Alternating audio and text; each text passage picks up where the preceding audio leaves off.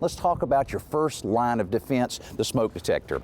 Now, if you own a home, you should know that you should have one of these, but you may not know what kind to have or where exactly to locate it in your home. So here's the deal. For residential use, there are two basic types: optical sensors and ionization sensors. Now, the optical units are less prone to false alarms from kitchen steam and that sort of thing, but they tend to react more quickly to smoldering smoky fires. The ionization sensors are a little less expensive, but are better at catching flaming or hot fires. So which do you choose? Well, the answer may be both. Now, although they cost a little more, some manufacturers now offer detectors that include both types of sensors in one unit for even better protection.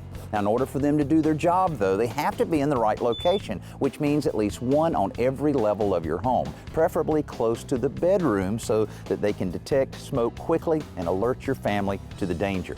Now, how they do that is another matter. Some, like this one, have the option of a voice alarm instead of just the traditional beeping sound. Welcome. First alert, carbon monoxide and smoke alarm. No location programmed. Plus, this one uses a wireless signal to communicate with other units in other parts of your home so that when one alarm sounds, they all sound. The voice alarm even identifies the area where the smoke is detected. That's a great idea for larger or multi-leveled houses because early detection is your best defense against fire.